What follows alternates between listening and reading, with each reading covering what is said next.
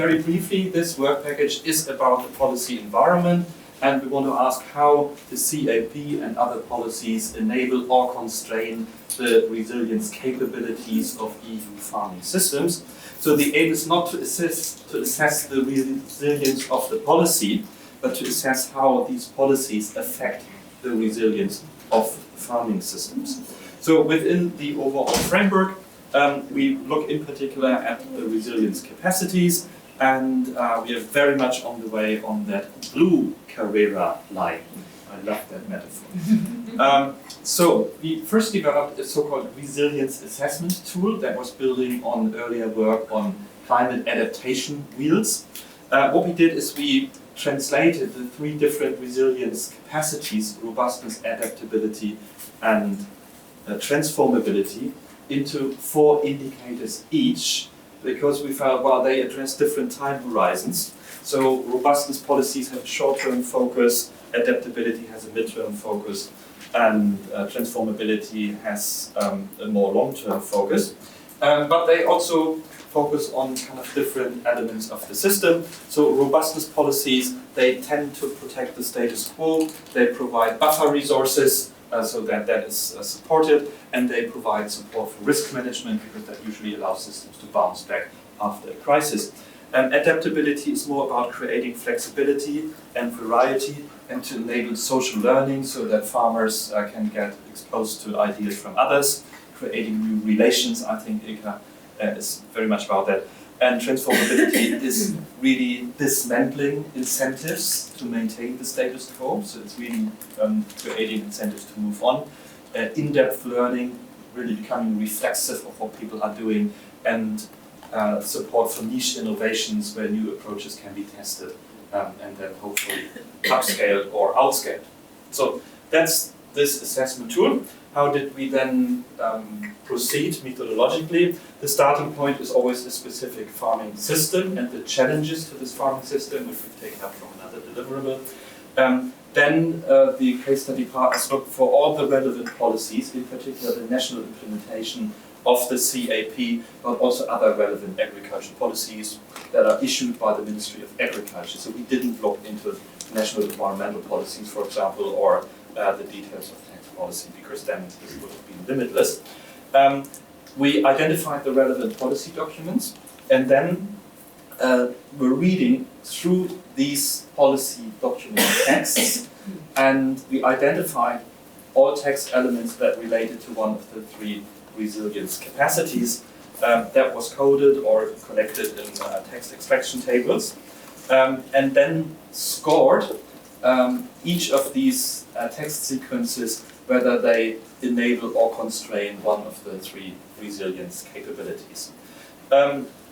Then the scores were translated into an overall table, scores within for the 12 indicators of the resilience assessment wheel, and then in the end the wheel was colored for the purpose of communication, and the results were finally validated by stakeholders through a workshop with regional stakeholders and policymakers to ensure that we're not completely off track. And generally the findings were confirmed with a few modifications.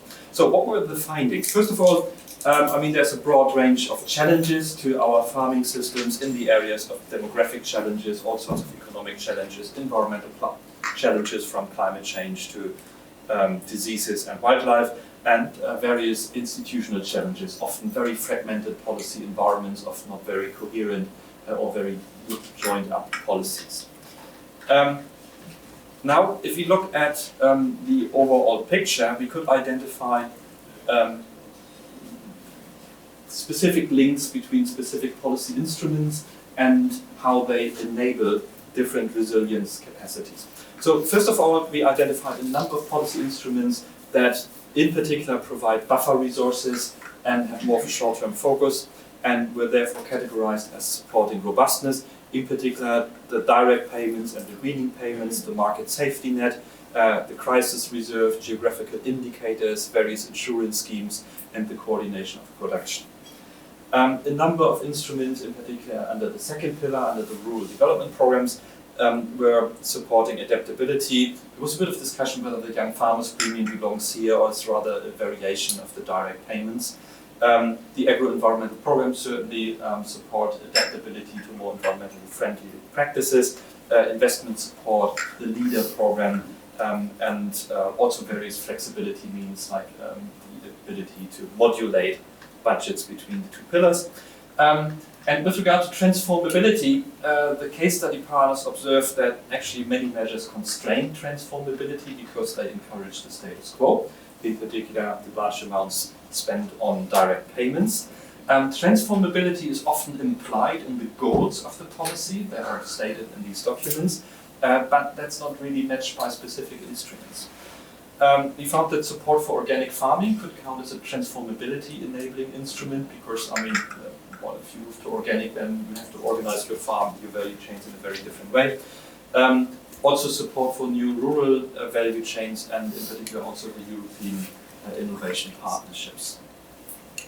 So, based on the assessment of the case study partners, we could identify 4 different clusters. The dominant cluster in the 11 case studies were policies that are very robustness oriented. Can't give you all the examples, but I give you a couple of examples here in alphabetical order. This is the case of Belgium. So here we have a very strong dominance of direct payments, which enable the dairy farms, which are otherwise under a lot of economic stress, to stay in business. And it was very clear from the stakeholders that without the direct payments, many of them would really struggle. There are various policies that help farmers in particular to adapt to environmental challenges in a very overcrowded space. But here the goals are a little bit more ambitious than the instrumentation. And in the policy documents there isn't that much focus on transformability. There is some support for some niche innovations, but otherwise there isn't really much support for transformability. And probably some organic farming support. So you will see a similar pattern here. I can't tell all the stories in 15 minutes. In Bulgaria, here again, very much the direct payments that are supporting robustness. That's the case of the Massif Central, an extensive grazing system that is basically supported by coupled direct payments in this case. An arable farming system in Saxony-Anhalt. Here we've got a combination of quite high direct payments and quite some support here for investment support in particular, and some support for niche innovations and also interesting connections with local research institutes and the farming community. That's the Polish case. These are fruit and vegetable producers. Again here, these are in particular some flexible measures in the rural development policy. Similar picture in the Netherlands, that's a potato production system.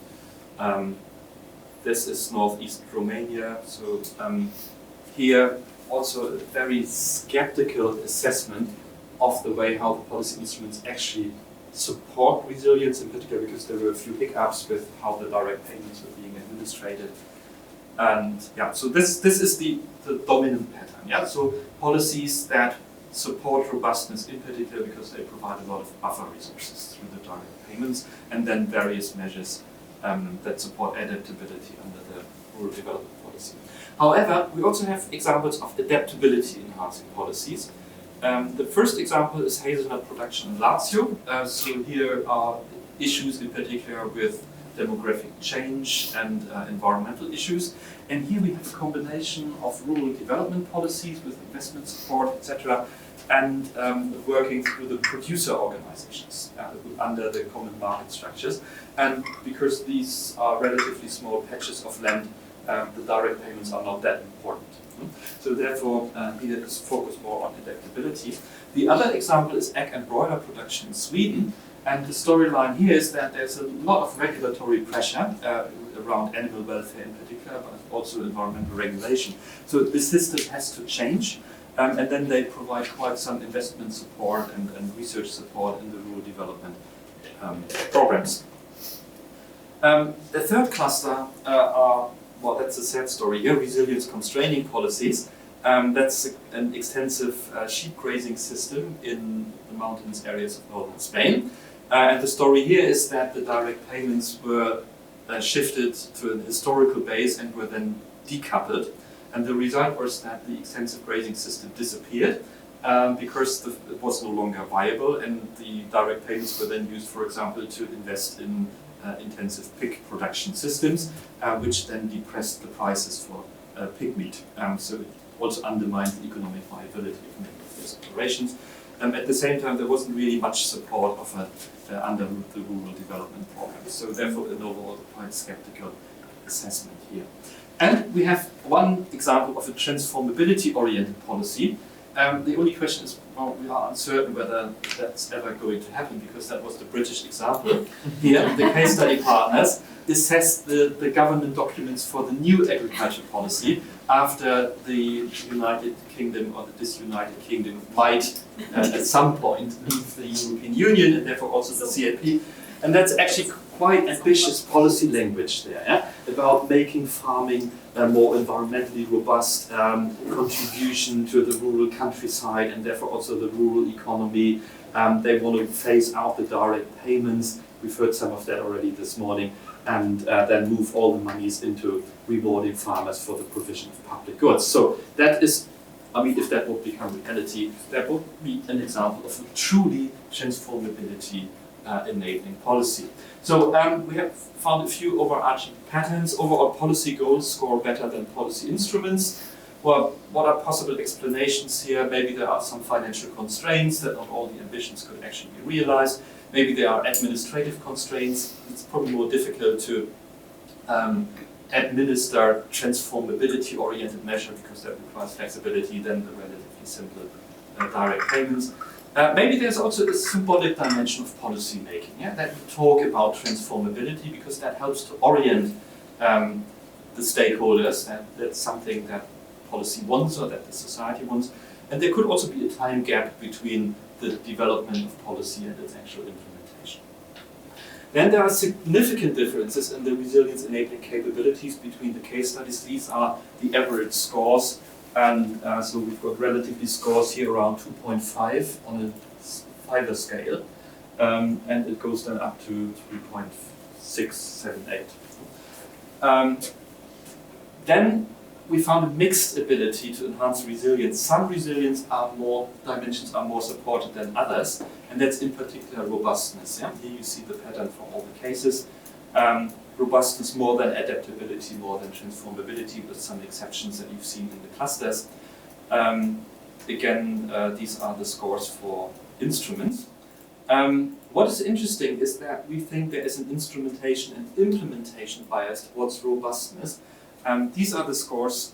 If we look at the scores at the level of goals, and then deduct the scores at the level of instruments, we see, well, actually, in some cases, the scores for instruments on the robustness dimension are higher than for the goals, so the implementation is stronger on the robustness than the goals.